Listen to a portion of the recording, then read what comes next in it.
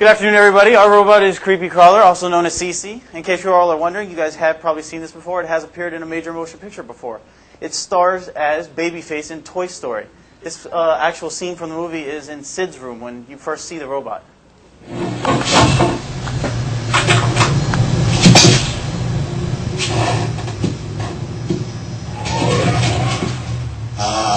Boss? Was that you?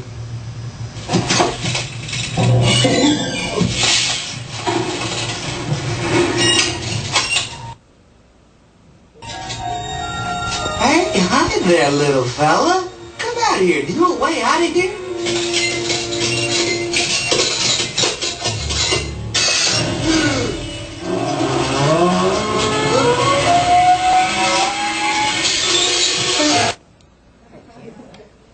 As you can see, our robot is famous and it has appeared in a major motion picture. Basically, in the development of our robot, we divided responsibilities. As a group, we all created the program logic.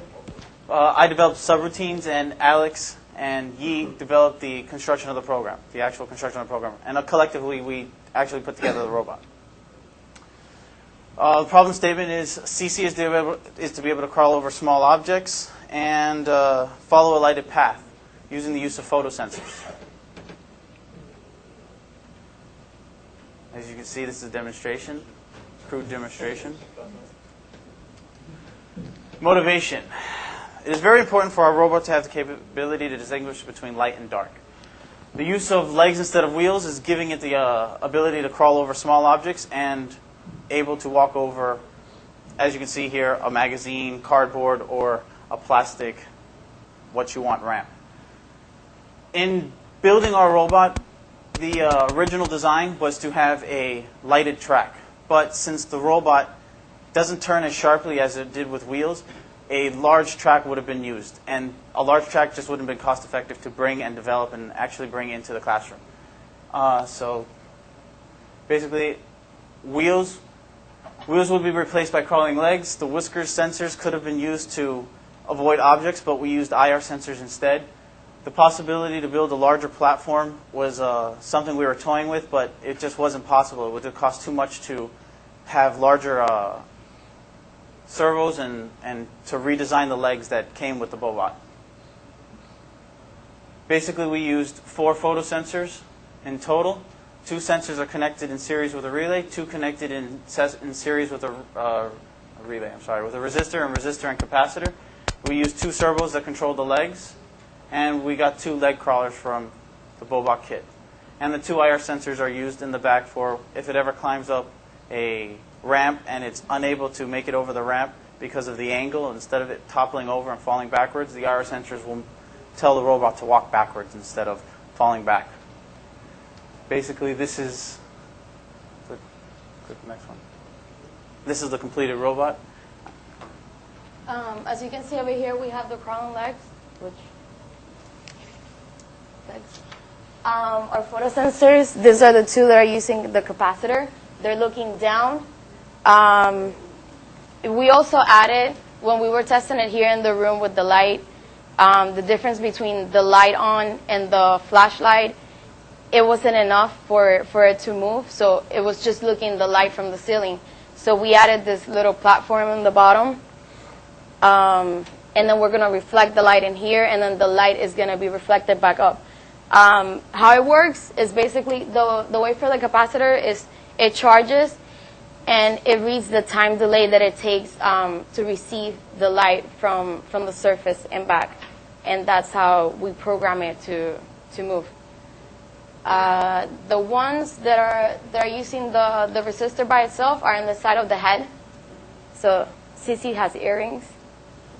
If there's light in the side, CC will turn to that side. Let's say if I flash the light over here, the robot will turn this way, and it will keep walking if I point back here. And then lastly, the IR sensors are very necessary because when it's crawling, if it gets stuck here in this position, like that, we program it so the distance from here to the floor, it will see this distance here, and it will just back up, and then it can find a new path. Because if not, it will just get stuck and we will have to manually remove it. For a program, again, what I explained is the whole purpose is so it follows the light, which later on it can be used for rescue missions. If you have something somewhere, fix that. Later on, it could be used for if there's somebody stranded in a cave. You can turn a glow stick, and then it will try to follow. It will try to find the person, and send the signal back for the rescue people to tell them there's somebody here. The flowchart, the program how it works is starts first, and then we added this declare variable here because we have to adjust the light from the ambient light, and we also have to adjust what will be the light with the flashlight. So we have two different readings. So we want to display it that way we don't have to open another program. So it's all in one program. And then it goes into, once you input those values, you go into the do loop, and the IR sensor starts sending the light. Not the IR sensors, the IR LEDs. It's going to measure the time delay that I was explaining, the time that it takes to reach back and forth. And then it's going to debug that, that time, so you can see what's the difference between the ambient light and with the flashlight. Then we have this if conditions, and then it goes to the subroutines, and then it goes back forward. Okay, for testing phase, you can see that as we crawled onto the books, it got stuck, or it got off the track. And this is what, like, we were doing trial and error through ROAT, see how it's getting stuck. That's why we added on 2 IR sensors in the back. And because it was getting stuck so badly, we chose to add on another design for support. And in this video, we added the ball. And as you can see, when it goes on the ball, it goes really smoothly over the books because basically the ball supported the robot in the back where it needed most. We use it, right now we use for the magazines, and it gets stuck to the magazines because when it walks over the magazines, the pages started lifting and it got caught. This is when we're testing with the light sensors over this plastic covering.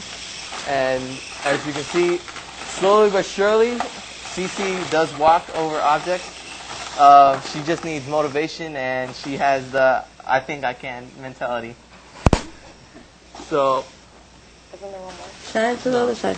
Shine it to the other side. so see, it's getting stuck because on one side, it's not registering, and the feet aren't really gripping the floor as they should.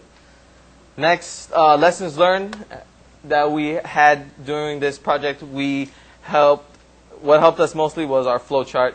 The program didn't flow as smoothly as always because we had to calibrate most of our photo sensors, and the details in our program was essential to our robot because of all the calibrations between the distance of the IR sensors and how bright the lighted path is on to the robot. And as you can see through the video, the trial and error was mostly important. The optimization of this robot, if we wanted to make it better, we would have had to scale it so it can crawl over larger objects. Another way to make it stronger would be better servos, so it can carry itself over the heavy body over objects. Better traction on the legs. Sometimes there's slippage between the rubber mats and the floor. Alternative solutions of sensing light. We can have, instead of using photoresistors, photosensors, we use photoresistors because it can distinguish between, there's photoresistors out there that can distinguish light instead of just white and black, and a sturdier platform for the robot. And if you have any questions, we will not charge anybody $1.50 or so.